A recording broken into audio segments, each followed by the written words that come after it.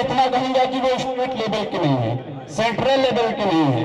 उन्हें बेंगलोर में national peace maker award दिया जाता है, सर सैयद अहमद अवार्ड से नवाजा जाता है।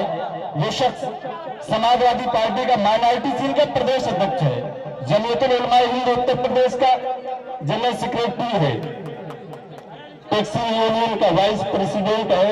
उस शख्स का नाम है शब्बीर मज़ाहिरी।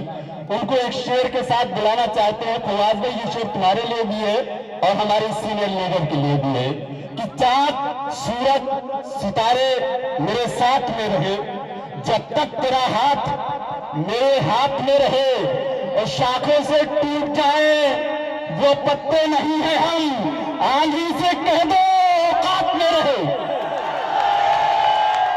पार्टी के तमाम कार्यकर्ता, स्टेज पे बैठे हुए हमारे तालुका अध्यक्ष बस्तीवाला साहब, माइनॉरिटी सेल के जिला अध्यक्ष हसन भाई साहब, हमारे मुंबई प्रदेश कमेटी में वाइस प्रेसिडेंट जनाब इसहाक खान साहब और तमाम मुअज़्ज़ज़ सामीन इकराम, बहुत खुशी का मकाम है कि आप लोगों के अंदर इतना जोश और जज्बा है। जरा ये स्टैंड दे दीजिए मुझे।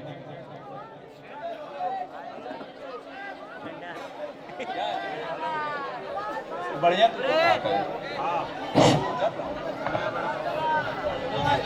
नहीं चलेगा, इसमें आवाज अच्छी चाहिए।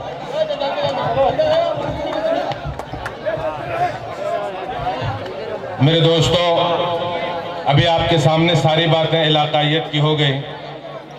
अब मैं थोड़ा सा बात करना चाहता हूं इस मुल्क के ताल्लुक से, और अबू आसिम आज़मी के ताल्लुक से बात करना चाहता हूं।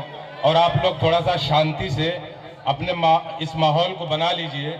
और बड़े लीडर अभी आ रहे हैं, फरहान आज़मी साहब तशरीफ़ ला रहे हैं यहाँ पे, और मौलाना तशरीफ़ ला रहे हैं। मैं चंद मिनट आपके दरमियान रहना चाहता हूँ। मेरे दोस्तों, समाजवादी पार्टी एक ऐसी पार्टी है जो गरीबों और मजलूमों की लड़ाई लड़ रही है, और जिसके लीडर हैं जनाब अबू आसिम आज़मी साहब। और उस पार्टी के अंदर किसी भी विचारधारा से समझौता नहीं किया जाता।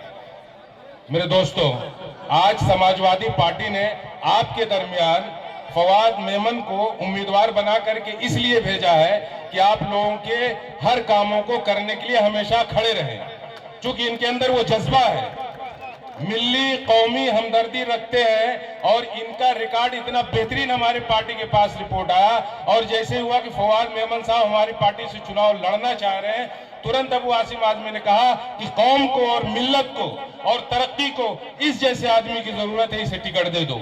ये काम समाजवादी पार्टी ने किया। मैं चाहता हूं कि अबू आसिम आज़मी साहब के इस काम को आप लोग दोबाला करके वापस कर दें, और ये कह दें कि अबू आसिम आज़मी साहब, ये लो मैंने आपको कारपोरेटर बना के दे दिया। मेरे दोस्तों, यह है जिम्मेदारी। नारा लगाएं, खूब खुश हो, खूब तालियां बजाएं, लेकिन कुछ रणनीति के तहत, कुछ उसूलों के तहत और कुछ लाए अमल के साथ चुनाव मैदान में जाए। बहुत आसान नहीं होता है चुनाव। मेरे दोस्तों, मैं कहना चाहता हूं, इतना बेहतरीन माहौल यहां का बना हुआ है और इतनी मकबूलियत फवाद साहब की यहाँ पे है। मैं चाहता हूं कि अगर आप लोग मुस्तकिल तरीके से, बेहतरीन तरीके से, एक मुनज़्ज़म तरीके से लग जाएंगे तो ये सीट निकल जाएगी, और एक ऐसा कारपोरेटर आपको मिलेगा जो आपके हर दुख दर्द में खड़ा होगा।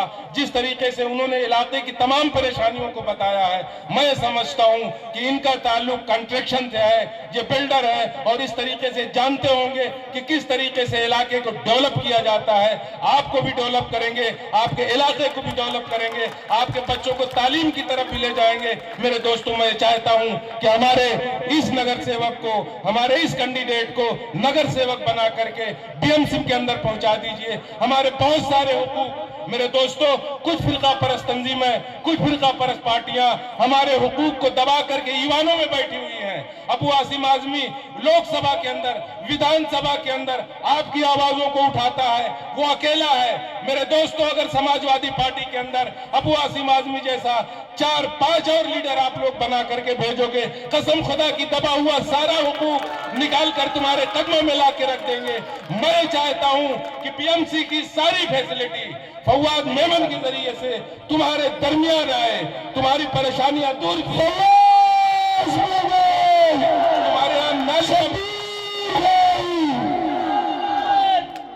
मेरे दोस्तों, अब मुझे सिर्फ इतना कहना है कि अगर इतना मजबूत लीडर और इतना जज्बा आप लोगों के दरमियान है तो मेरे दोस्तों इस दोनों चीजों को मिला करके एक नगर सेवक बना लो। हम लोग बहुत खसारे में हैं मेरे दोस्तों, हम मुंतशिर हैं। दुनिया की हालत देखिए और खासतौर से हिंदुस्तान की हालत देखिए। हिंदुस्तान के अंदर मेरे दोस्तों आज हमारे मुंतशिर होने की वजह से हमारे ऊपर तरह तरह के हमले किए जाते हैं। आज अबू आसिम आजमी महाराष्ट्र के अंदर आपकी आवाज बंद करके बोलता है मेरे दोस्तों, लोकसभा के अंदर, विधानसभा के अंदर आपकी हर आवाज को उठाता है। कोई नहीं है आपका आवाज उठाने वाला, मतलब परस, खुद गर्ज।